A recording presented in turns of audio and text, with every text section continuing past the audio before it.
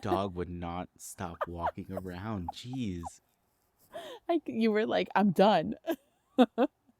At one point, you just were like you just shot daggers to that poor sweet old lady. She doesn't even know.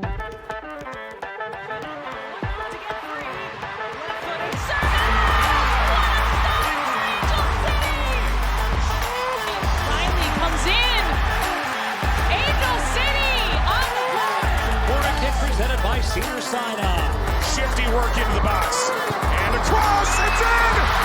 Oh, it's LaRue! It's a dream return!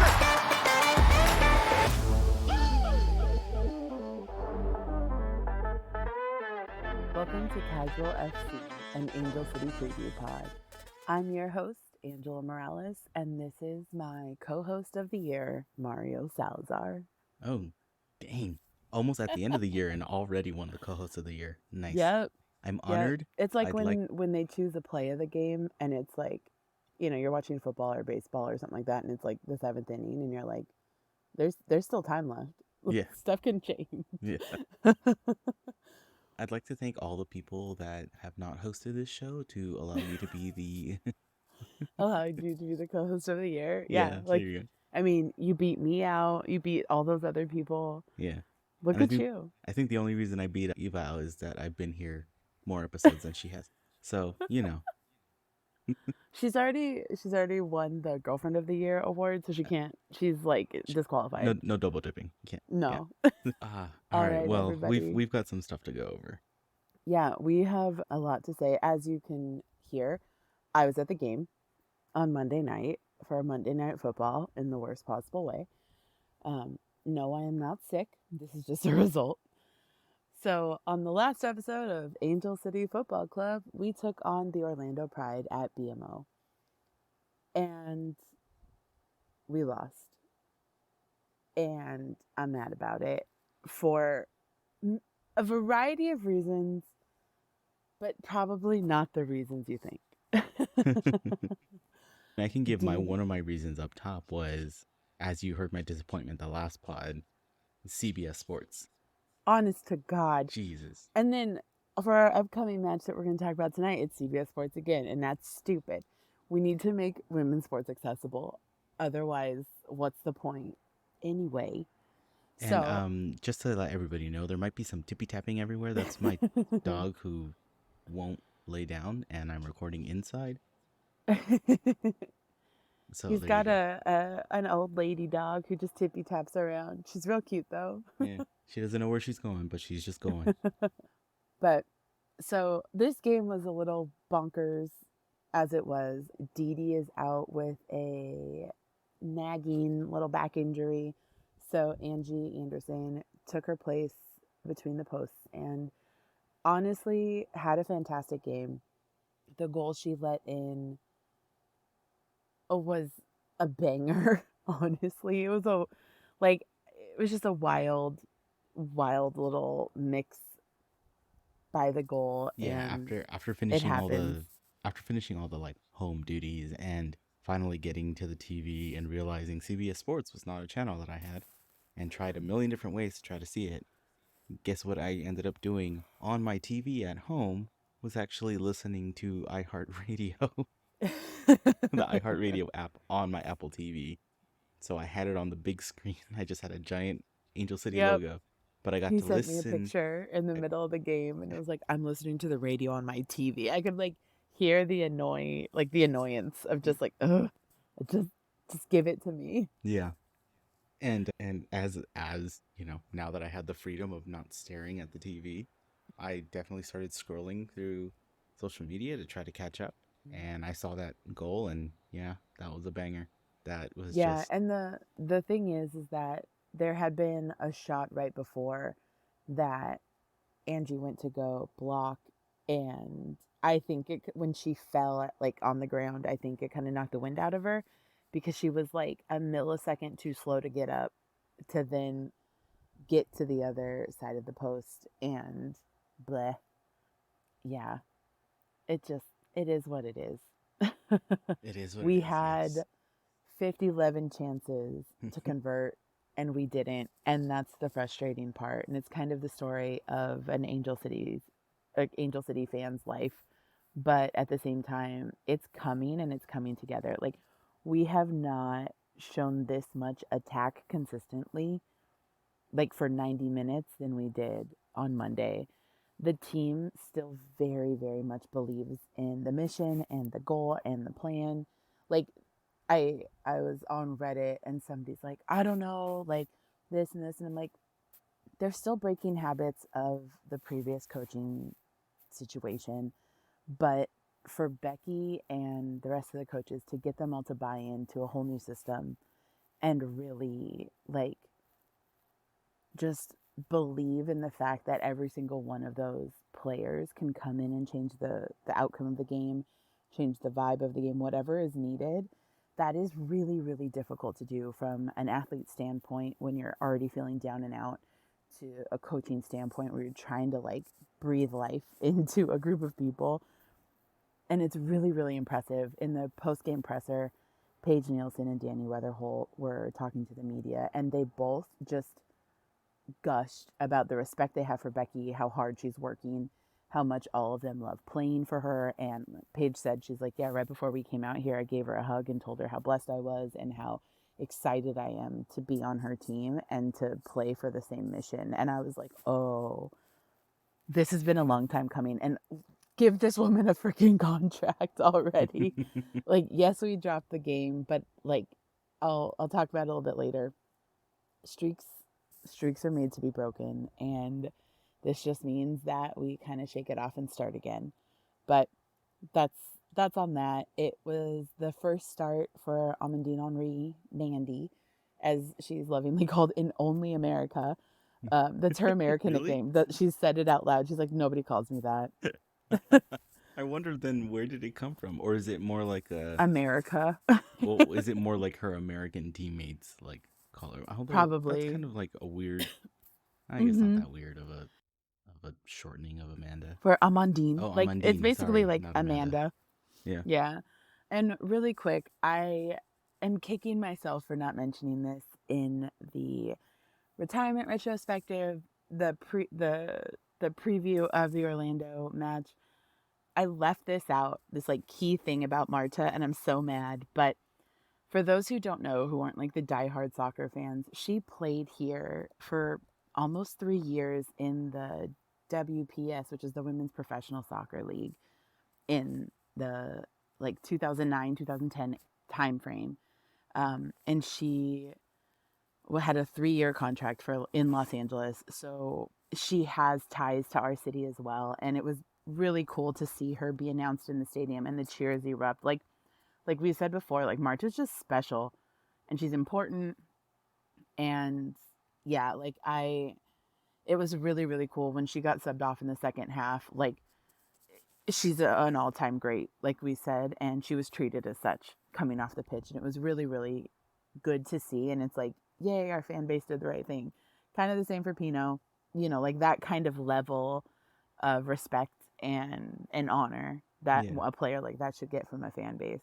So I mean, I wasn't there, and shout out to Anthony who won the tickets from Yeah, Casual FC congratulations. and went to the game. So they had a good time. But yeah, what the NWSL fans in general have always been very kind of respectful. I've seen Yeah, in my yeah. experience so far, less testosterone heavy yelling. I don't know about this last game though. We were really, really mad. Oh yeah, yeah. It got to that point. I heard you could hear the booze and the Oh, ref you suck chant oh yeah, on yeah. iHeart. Yeah, you can hear it on iHeart. Yeah. Yeah, yeah, Yeah. totally. We were um joking after the game that nobody from Pro Refs is going to want to come to BMO. And it's like, okay, well then be better. yeah. Know Yeah. better, do better. I think there's a whole group of pro refs that don't want to be at BMO either way Oh, for either right, side. for LAFC or Angel City. Yeah. Yeah, with that said, I really, really have thought, like, I got so upset last night that I, like, subtweeted the NWSL. Like, I got so mad because it's like, the league as a whole makes no sense right now. You have officiating who is doing a really terrible job across the board. And I'm not just saying this as an Angel City fan, I'm saying this as a women's soccer fan. Because if you're going to fine, as a league, if you're going to fine players for being pissed that they either got hurt and didn't get the foul, they almost got hurt and didn't get the foul, or a game's outcome was changed by a blatantly bad call. Like, yes, referees are going to miss plays, they're going to miss calls, but like, it shouldn't be egregious. And it shouldn't, like, in a 200 level of a stadium, I shouldn't, and sitting across the field from where play is taking place, I shouldn't be able to see a handball and then like not have it called. Yeah. And for if they're going to fine players for being mad and tweeting and putting on Instagram and, you know, loudly talking about the fact that this is an issue, they need to take a hard look at what they're doing. Because if you're not fixing the problem, you are now the part of the problem, in my opinion. And the like long term, players are going to start leaving the league again because the officiating can't be trusted. And that's stupid. That's a dumb reason. Like, that's fixable. Yeah. And that's something, like, I was thinking about it last night and it just made me really upset because it's happened in at least 1 to 2 games for every single team in the league. And if the league's expanding, your refereeing should be top notch. So, like, get it together. Yeah. I think, as a whole, every soccer fan, every football fan out there Yeah. has a special place in their heart and soul of hatred for refs. Even if you are a ref yourself, Yeah. I think there's a little self-hate there. Yeah, and I have a friend who's actually a pro ref. We went to college together, and I'm so proud of her because she's doing really well. And she's not the one, she has not made one of these calls that I have seen so far, thank God. Because I would just be like, what's wrong with you? I will not say her name because I'm not trying to drag her like that because she's worked really, really hard to get where she is. And the thing is that the pro ref organization needs more resources, they need more training, and they're not getting it for a ton of reasons, and it's all just dumb. We talked about it a little bit earlier this season, and like their unions being weird, and like it's a whole thing. Yeah. But like, your job is impacting the livelihood and well-being, like physical well-being of other people. Take it into consideration. It's one thing to make these really egregious or like stupid calls when it's like, oh, how did you miss that handball, and how did you not see, or like in the case of the English Premier League this past weekend, I believe, with I believe it was the Tottenham game, right? Like the I think so, yeah. the complete just fuck up of the of the Of the VAR year. system, and like and the whole Yeah. like breakdown of that is just like, okay, look, that's one of the love-hate things we have about this sport, is that it's still very human. Nothing in this sport is actually cut and dry. But when those errors start to lead to, when those errors are the potential causes for player injury or for ending someone's career because of like, that one, was it Morgan? Oh, the Alex Morgan where she got tripped, the most recent fine. The one she got fined. Yeah. So it was Morgan. Yeah, that could have been bad. Like, absolutely. That was a full speed scissor to the ankle. It was flagrant. Yeah. Yeah. And nothing was called. VAR didn't do anything about it. So if you're gonna have VAR, then use it. Yeah. And I understand. Completely understand. In the heat of the moment, sometimes I'm yelling for VAR, and then as the play resumes, and then I think about it, and I'm like, oh yeah, wait, that's not a reviewable play. But still, like, a reviewable play is something where it would have been a red card, or it would have. That's the problem, is that yellow cards aren't reviewable. Like, if it would have been a yellow, that doesn't count. If it would have been a red, it then should be. But because that also allows to like games getting out of control and getting way too chippy. Because last night was borderline. Yeah. So I thought Becky was gonna get a yellow, honestly, because she was pissed on the sideline, and I was like, "Do it, give her a card, because this place will light up." Yeah. Like, you you really don't want to be a BMO right now. Yeah. Oh But man. with that Well, said, let's get into the nitty gritty, and we got a lot to talk about and all that good yeah, stuff. we've got a whole bunch more to talk about. Okay. So we're gonna check out the standings now. Here's our little standings section, and oh, we're in ninth place. So, you know, Yeah. it is what it is. Okay. So we're in ninth place, but come along with me on my little crazy journey of all of Journey. this. Your Um, jungle cruise. yes, my digital murder wall, my digital fidget spinner. Thank you, Allison Gale, again for this website. It's taken up way too much of my time, but like in a half good way, half like don't tell anybody else that I've spent that much time on it. Oh, and So thank you to uh somebody, I don't remember their name, but someone tagged us on Twitter in response to Allison reposting this site. So, and was like, Casual FC talks about you all the time. Like, it's so cool. So, I don't remember who it was, but thank you. but when this thing comes out, we'll post it and we'll tag her again. So essentially, a lot of these numbers are going to be thrown out at you right now on this pod. As an audio thing, it might be too many, and I apologize for going off the deep end, but I think it kind of needs to be you need to see what I see. You need to see the absolute chaos. So yes, all of this will be recorded as best I can. Hopefully it explains it very well. It'll be posted on Reels and TikTok and you can see the video version of it. But here we go. We are no longer in control of our destiny. From the last episode we were talking about, we were completely in control of our destiny. We go undefeated for those last 3 games, boom, in the playoffs, like butter. We would have been in like fourth, fifth place, but solid. Nothing could have derailed us, basically. Yep. This is where it gets to where I did have one scenario. It it wasn't the ideal scenario, and I said, Becky, if you were listening, don't go down this route. Apparently, she didn't listen to maybe she was busy. She was training. She didn't get to listen to the last episode, so it's all cool. But we're not out of it yet. Nope. The big thing is that we just don't control our destiny again. So we are in the same boat that we were last year during this last like 3-2 Last game two, push three, two of weeks. Yeah. of the NWSL where we're so close yet we need other things to happen. So, in order to go through all of this, what we're looking at right now is the current standings of the NWSL.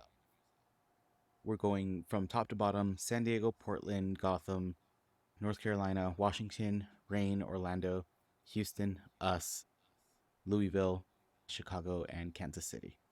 So currently, that's where we're at. Okay. So we absolutely need these last 6 points. We need to win these last 2 matches. So we have Mm-hmm. Houston coming up, and we also have Portland coming up. Yep. We absolutely need to win, right? In order for any of this to even make any shred of sense or, yeah. We lose one more, we tie one more, that's it. No You know, dice. we'll be working on our retrospective of the season episode after that. I And just want to go to the playoffs. but we don't want to do that. We want to keep doing this. We want to do some playoff coverage. So here we go. So here's the breakdown, right? We're in ninth place. So if we go over to the next match day, we see that we've improved a little bit. If we win our game, we move up to eighth place in all of this. We're still tied, folks, with the Reign, seventh and eighth. But on all of these results, essentially what I did is that I took the current standings and all the top seeds for this current standing won their match. So, San Diego was in first. They played they played the 10th team place, whatever. San Diego won, and so on and so forth. And then, we win our matches that we need to win. So with all of that, we're in eighth place. We move up one. Not ideal, but hold the faith. The main things that we need to come out from this is that Washington needs to win their match. Like I said, we're not in control of our own destiny anymore. So we need assistance from the rest of the field. And apparently, some of these other teams didn't understand the assignment this last week. So the results that happened did not help us in any way. So we need Washington to win or tie over the OL Reign. We also need San Diego to win or tie over North Carolina. With that being said, we will be in 8th place, but that puts us in a really good position moving forward. And then, some of you that have also been looking at these numbers like crazy, you ask yourself, what about Orlando? What about the Orlando match? Orlando and Louisville. It doesn't really affect us in a way where it's going to like give us a giant boost. But if Louisville does win, it's just a little bit of icing and cake on the cake, a little bit of a security blanket as we keep moving forward. And now we move into the last game day, which is going to be absolute bedlam. It's going to be mayhem. It's going to be like exactly what you want on that last day. So, if Washington and San Diego understood the assignment the week before, this weekend, and then going into that last match day, again, we need Washington to win or tie over North Carolina. Chicago needs to win or tie with the OL Reign. And that, with our win over Portland, will put us in 6th place. We will barely make it into the play, but we will make it in. And that bonus icing that I was talking about, if last place Kansas City happens to win over Gotham, we actually get a little bump up to 5th place. Not really a huge thing in the whole like scheme of things, but it might help. So Yeah, here I'm absolutely. moving that. And even if we scrape in, Kansas City scraped in last season and then made a freaking run for it. So why not us? That's the way I see it. Why not us? Exactly. So if Kansas City beats Gotham, that puts us into 5th place, like I said. And you know what? If all of these results hold out the way I am predicting with my digital fidget spinner magic ball here, if we end up in 6th, we can possibly play Washington in that first round.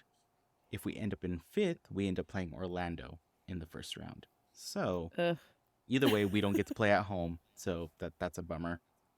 We right. we absolutely won't, because we won't break a 3rd or 4th positions, but we will at least be in the playoffs, and Becky can go undetweeted in 5 all the way to the championship. That's all I need. Yep. Why not us? Why And then not us? insert air horns. Yeah. Pew, pew, pew, pew. So that was my craziness of a crazy wall digital thing. Thank you for coming along. If you skipped forward, I totally understand it. I would have skipped forward too. And so, with all of that, our next match has us traveling to Houston to face the Dash at Shell Energy Stadium. Texas is always a tough place to play. The weather, Texas is Texas. yeah, I Texas is Texas. I mean, I think I've said it before. I don't have anything nice things to say about Texas. um, yeah. So, It's what are we hot. The looking at? bugs are big, and that's just the start of it. Yeah. So this game, I mean, it goes without saying, we need to win. We need to win by a lot, whatever. Like, yes, streaks, like I said earlier, they're meant to be broken. It happened. And honestly, if it had to happen, I'm glad it happened, because now we start over and we push to the finish and we do it again. We go again. We get up. We do it again. This team has the grit, it has the guts, and it has a desire to win. I bet you this whole week they are going to be working on like converting corners, converting every opportunity in the box, because they were mad. Like, I could tell It didn't help that Orlando's goalie had like the best game of their lives, but whatever. Yeah. So we go again. We look to win out. It can be done. It I can be believe done. it can be done. And like I said, just we absolutely need to win these last two, and then we need to win every single one in the playoffs. So there you go, undefeated in 5. We're Yeah. gonna So get then that I record have an back. excuse to go down to San Diego and we can have another Angel City takeover of Snappy. Yes. That's all I want. That's all I want. This is actually Houston's last home game. So they're playing away for their final game. It is what they are calling the Dash Bash. Vanilla Ice is performing after the game with Tone Loc and Rob Bass, and that sounds like a great time. I mean, I'm gonna be honest. It sounds like a great time. I know. Side note about these kind of like throwback performers. The very first half marathon I ran was in Seattle, and it was part of the rock and roll series of marathons, Mm-hmm. half marathons. So they usually have a concert. There's music along the run, but there's always Yeah, a they have like a show. post race concert. My friend actually just told me it's going to be our 10-year anniversary next year from that run. So we're looking for a Wow. fun run. We're probably going to do Vegas, but we went to Seattle, and we had no clue. We weren't reading the emails. We were more concerned about we're about to run 13 miles and we've never done this before. And it wasn't until we landed and we were like there already, and then we were like checking in and looking at our start times and all of that stuff that we Mm-hmm. found out the performer was Sir Mix-a-Lot. No way. And Sir Mix-a-Lot basically threw an end of run concert, Oh, that's dope. and Sir Mix-a-Lot is from Seattle, so Who knew? he was playing to the home crowd, and it ended up being an awesome show. So I would say a Vanilla Ice, Tone Loc, and Rob Bass. That's not a bad lineup. That just sounds great. Yeah. Like, especially for millennials of a certain age. Like, I hope Vanilla Ice brings out Go Ninja, Go Ninja, Go. Like, give it to me in my veins. He has to. Um, He has to. yeah, like it's the rules. If you don't sing the Ninja Turtle song, what are you doing? But anyways, so when it comes to talking about Houston as a team, I'm going to kind of do things a little bit differently last time because there's been a lot of changes just over the last few weeks for them. Stuff's a little weird. The team's doing okay, but I don't really know what we're going to see from them because right after Labor Day, like 2 days later, so the 6th of September, they fired their head coach, Sam Lady. And there was like 4 games left at that point. Like what's the point? And they said it wasn't like he was fired for cause, like there was an issue. It was like the team is heading in a different direction or something like that. And it's like, Okay, that's weird. okay, like that's Cryptic. weird. Exactly. Like your face was my reaction when I was talking about it with Eva. We were both like, there's not even a month left in the season. Like, what's the point? Just finish out and then do all this in the off season. But okay. They've named Sarah Loden, she's an assistant coach already, as their interim head coach for the rest of the season. And the weird thing is she was also the interim head coach last season when they fired their coach midseason. It's a whole thing. I don't know what's going on in Houston. Like I feel for the team in that sense because like what's happening? Just you've been the interim head coach twice in a That, season and a I was half. gonna say Just that's the part that sucks. Like I it's weird. really don't wish that for Becky, No, where she goes from interim back to like assistant. Like that assistant. should not happen at this point. At this point, just give her the contract. Like it's Oh, for Becky, absolutely. yeah, she has definitely earned it, Mm-hmm. like Yeah. above and beyond. And yeah, I've seen some banter online where they're like, well, let's see what she does with the playoffs, and it's like no. No, like we had to dig out of a deep, deep hole, and she has. Yeah, And this year is tighter than ever in the history of the NWSL. I But mean that NWSL tweet of like there mm-hmm. being 700 and some odd possibilities Yeah. just for that last weekend, Mm-hmm. um, and how It's it would affect the wild. table is crazy. Yeah. So then to add like a coaching change in the mix of that, like I think we were lucky in the sense that ours happened immediately in the middle of the season. Like it was a turning point, a halfway point, and we got a clean start versus you come in with 4 or 5, maybe I think it was 4 or 5 matches left. Like that's just weird. Um, I'm wondering though if it has something to do with the team losing Ebony Salmon to Aston Villa, and that deal was finalized on September 8th. So it had to have been in the works, which is so wild to me because Ebony Salmon, we talked about her on the last Dash episode, Yeah. is stupid good. Like Well, it's the they reason why didn't. she's in Aston Villa. Yeah, exactly. The reason why she was able to get to Aston Villa on a 3-year deal. So it's not like they just signed her for like the remainder of the season or something like that. They are like, oh no, come back home. Yeah. Come back home. We'll get you all straightened out. We got you, no worries. Because they didn't like the Dash didn't actually utilize her in any way that made sense. And she's not stupid. Yeah.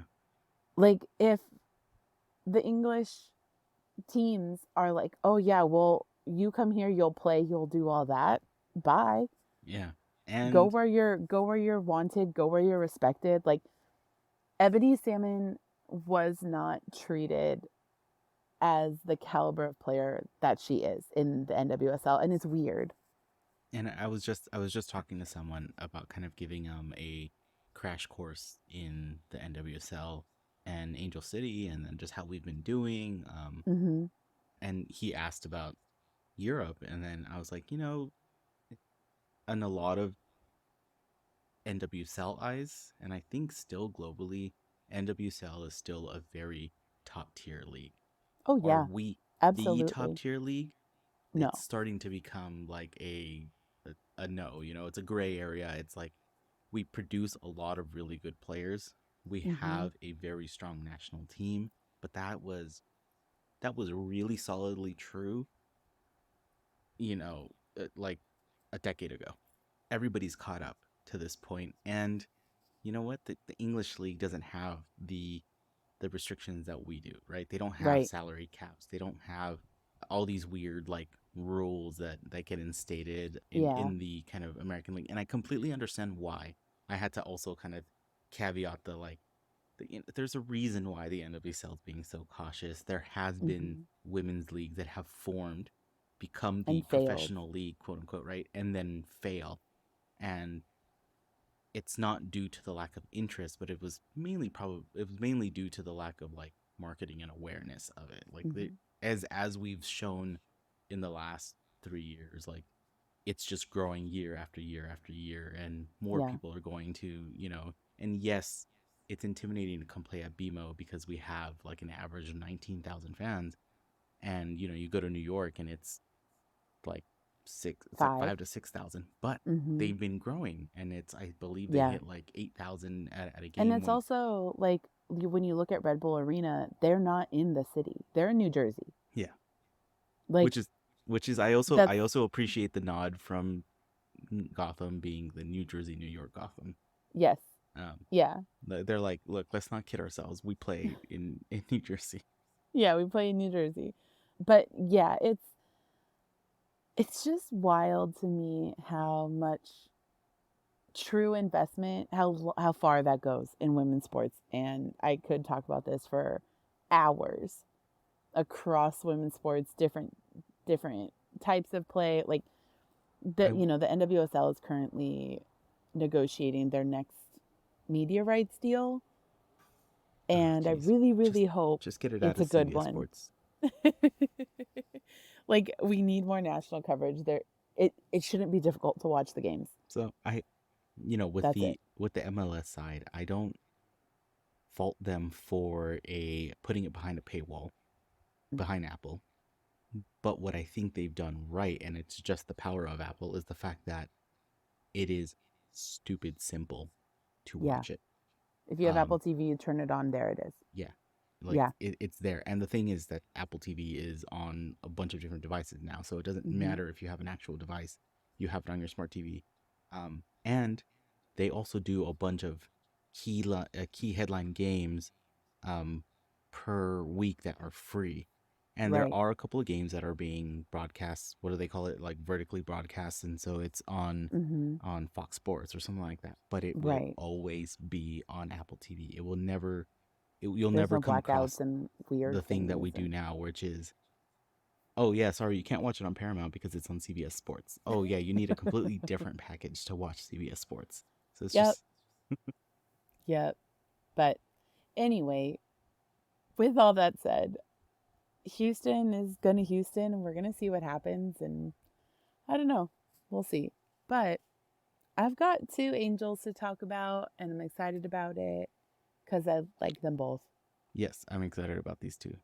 Yeah. So the first person I want to talk about is Kjo, Katie Johnson. She's from Monrovia. I mentioned her a little bit earlier in the season.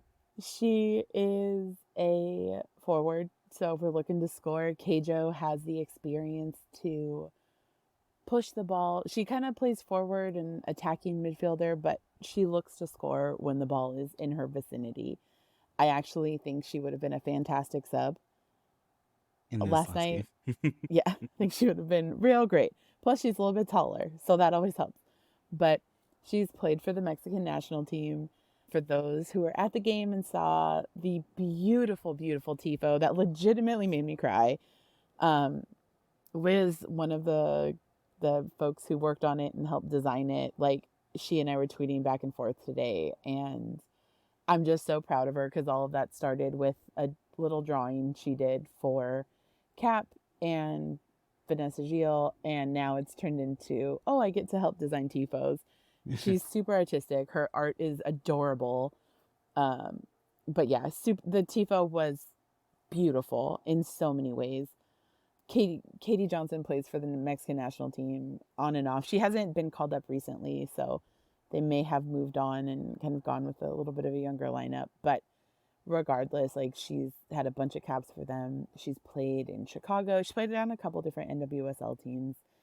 And then last season she was with the Wave, but they didn't renew her contract. They also didn't play her a lot.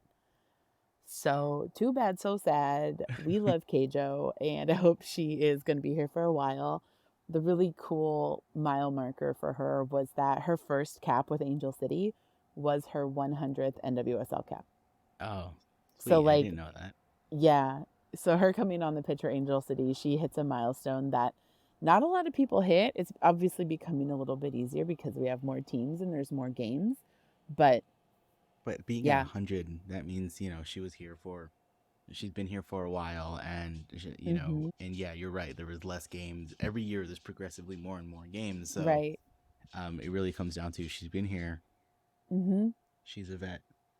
Definitely. And then we talked about her earlier, Angelina Anderson, our backup keeper. You know what? I'm I don't, I'm gonna I'm are gonna you going to I'm gonna throw call out the it? prediction and say that she's gonna have it for these last two games. She's gonna see out the season. Maybe. It depends on how Dee Dee's feeling, how her back is, because They do air quotes for back. I know, just a little snarky little air quotes. She has had like a back injury, so it's like a Yeah, thing. it's a Yeah. thing. Yeah. And as someone with a hip injury from what year are we in? Like almost 20 years ago? Like 15 years ago. That hurts. Yeah, nothing like medical retirement at 21. Don't do it. But Angie was a, or she is a fantastic, fantastic keeper. She was freshman of the year at Cal. So for the Pac-12, she was freshman of the year. And she was also the same year named the best keeper of the Pac-12. So if that like says anything, to come in as a freshman when you're in the same conference as Stanford, as UCLA, as USC, like powerhouse Yeah. soccer teams, and you just come in and you're that good. She's 6 feet tall, so she's got to jump on defending and making the goal smaller just by her wingspan alone and the presence she has in the goal. But I really, really think we have a really bright future at Angel City with our goalkeeping union, our little trio right now. Dan Ball, the head coach, has It's The really perfect last interesting. name. Yeah. I know, right? He's English, I believe, Hmm. but he is really, really big on development. I started following him on Twitter and Instagram before last season even started because of what I'm studying, what I was studying for my master's and everything like that. And I was really interested in the psychology of being a keeper. And he's very big on recruitment and development. And he's actually the one who found, or not found, but who kind of flagged Angelina for the team to draft last season. He had an off-season clinic with her and a few other keepers, and basically was like, "We got you." Yeah. Yeah, and that's amazing. She's already Good made such eye a on you, big Mr. Ball. impact. I know. Yeah, Coach Dan Ball. Woo! She's made a huge impact with the team already. She had a clean sheet in the Challenge Cup, a clean sheet in the regular season when Dee Dee was sick. And last night, honestly, I think that's an anomaly.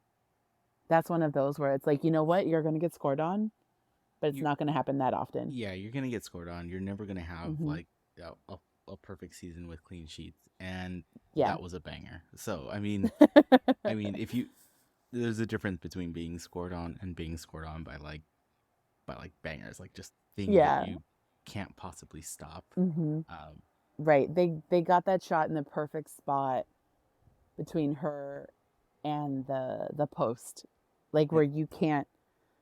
It almost looked when she went to try to save it that she realized I have to be careful. Like, is it my head yeah, or do I let the ball go in? yeah. I mean, it was dangerously close. Like I look at the Yeah. replay all the time, and I was just like, oh. But then I think what also made, I mean, granted it was a straight up banger, but also what makes it even look more impressive is that when you look at the social media vertical video of it, you see the play build up, kick, and then you see the pan of the, because like it could only take the snippet of the screen at one Right. time, so it seems like it's moving way faster than it is. It felt like it was 100 miles an hour. The whole game felt like it was on fast forward. But it was a it was a great shot. So, but everything else we've seen from Angelina, I think, has been solid and has been, you know, really great reasons to have her there Yeah. and She's to smart. and to have her earn that spot. You know, I know Dee Dee has Hmm. been the kind of solid keeper for, you know, our short ACFC history, but you know they're not without issues and not without, you know, like, you know, her goal clearing is not that great or her, but as a keeper she's pretty rock solid, and to not have her there but have Angelina kind of step in Yeah. and be that wall has been a great infill. It's a one thing to have like a star keeper and backups that are just okay. It's another to have consistency amongst your keepers. Like Alana Cook just got a red card the other day, like over the weekend, because the rain, for whatever reason, lost Fallon. Like she's now playing overseas. They're playing with their like backup keeper. Wait, she's like full on gone? Yeah, she got she's left the team. She's been traded. Because It's a everybody whole was thing. wondering why Fallon didn't play in the match for Angel City or against Yeah, Angel and it's City. because there was stuff. Yeah, Oh, yeah, wild. But Alana Cook basically got a red card. She was willing to get kicked out of the game and not play the next game because she knew their keeper wasn't ready. And she stopped play. And it's like, I don't feel like we need to worry about that as a fan when you've got Dee Dee, Angelina, and Brittany Eisenhower. yeah. You know, Eisenhower hasn't had as many high pressure starts or anything like that yet. And I don't know what's going on with that. But she's still really good. Like, it's not to say that she's not a solid keeper. Yeah, I want to say anytime we've seen the backup keepers come in, because Mm-hmm. we've seen Eisenhower before, Yeah, and we've seen her a couple times. you know, I don't remember them being terrible performances. So, you know, there was nothing that stood out that was like, oh, I remember her playing, you know? Right. It wasn't one of those like, oh, geez. It was I, like, oh, okay. Like, that's yeah, different. I think as a keeper, right, a keeper gets a lot of the blame but then Mm-hmm. when you don't hear about them, it usually means they're doing really good. Yeah, Like, so exactly. if you kind of don't know who the keeper is, or you haven't heard any giant highlights about the keeper, then Mm-hmm. you're good.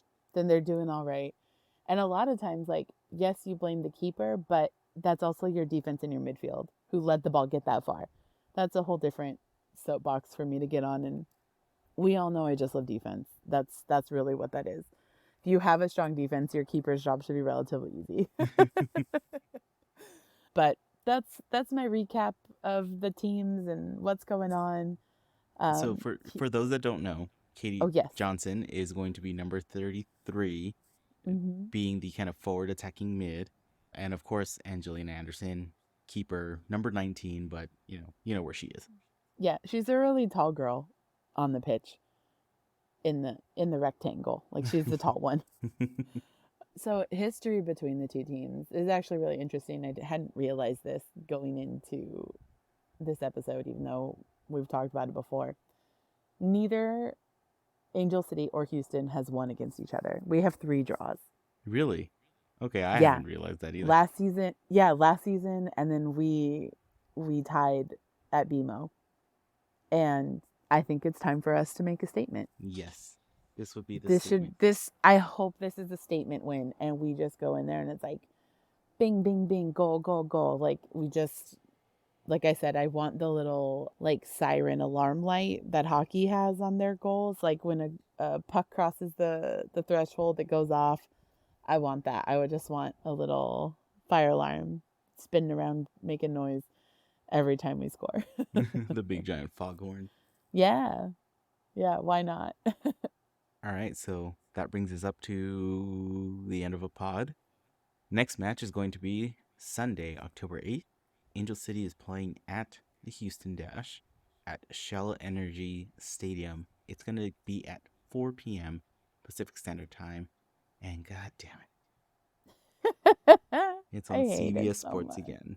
So, Yep. go to your local bar and watch it because they will definitely have it. It'll be one of their channels, not one of my channels. So I'm gonna have to figure something else out. Check out nwslsoccer.com if you're international, and if you are, thank you for listening. Let us know where you're listening from. And of course, the way I'm probably going to be listening to it will be on iHeartRadio. Get the app. It's going to be on your phone. I just found out it's going to be on your TV too, so you can listen to the match from the iHeartRadio on your TV and just have a giant Angel City logo I splashed across the mean, thing. It's not that there's worse bad. things. Yeah. There's And worse things to do. as we've always said, the announcers are great. But with Really. all of that, follow us on all the socials if you haven't yet, on Instagram, Twitter, Threads, TikTok, all of that. Everything is going to be the same thing, Casual FC Pod.